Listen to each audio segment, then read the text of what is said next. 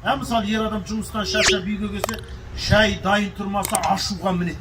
Ол неге ашуланып жатыр білесіздер ме? Ол напақаны өзіне алған адам. Мен әкеп жатырмын, мен асырап жатырмын, енді неге менің асым уақытта дайын болмайды деген сөз. Ал напақаның келуін Аллаға тапсырған адам ашуланбайды.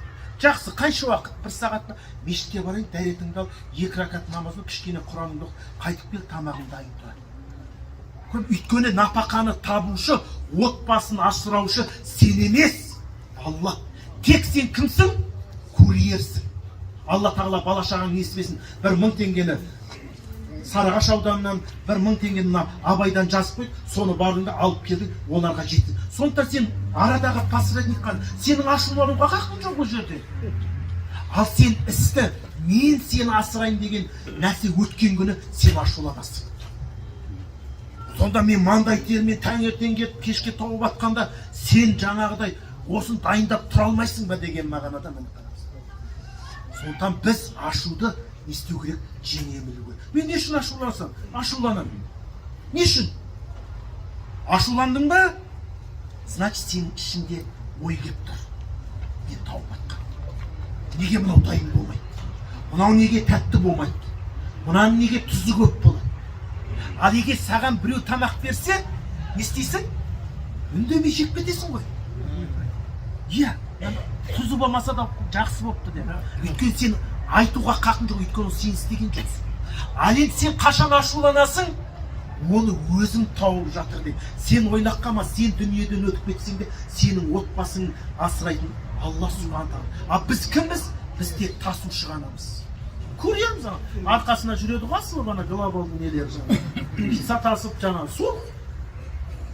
Терлеп тепшіп там. Сондықтан мен асырап жатырмын, мен жеткізіп жатырмын. Менің көзім тірісінде, мен барда бүйтіп қанда, мен барда сөйтіп қанда деп айтуға қақым жоқ. Онда істі өзіңе алған.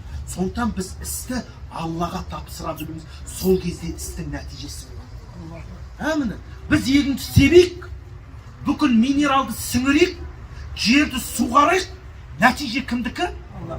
Ал егер егін, ол әлет биыл Құдай бұйыртса, мені 30 центнер алам дейді. Сөйтсе ана 15 центнер болып қалады. Бұл қалай дейді да, сен ашуланба, бұл Алланың ісі. Кімсің сен?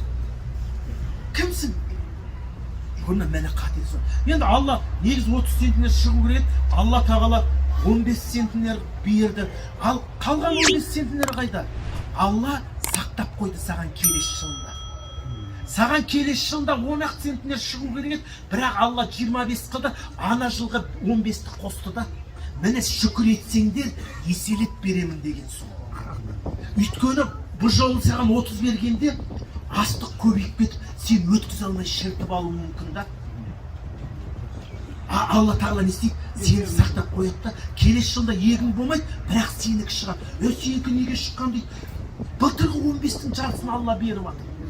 Бәлкім ол 15 емес, оны 30 қылып беріп, сенікі 40-50 центнер болуы мүмкін. Алла тағала зұлымды қылушы емес. Сен мінжеге 30 центнер шығатындайға еңбек еттің ба, Алла оны жемейді. Бермесе, Құдайдың. Мысалы 3-4 жылдан кейін бір қуаншылық болатын шығар. Сонда ешқандай бір егін шықпағанда сенікі 5 центнерден беруі мүмкін. Неге? Ана жылы Алла сені сақтап. Алла сені. А мүмкін сол жылы сенікі жаңағы өзің ойлағандай 30-40 центнер шыққанда сенде ақша көбейіп кетіп, Алла сақтасын, сен адасып кетер ме едің? Алла мейірімді бәрін біледі. Сондықтан біз әрекет бізден, нәтижені Аллаға тапсыру керек. Алла өзі біледі.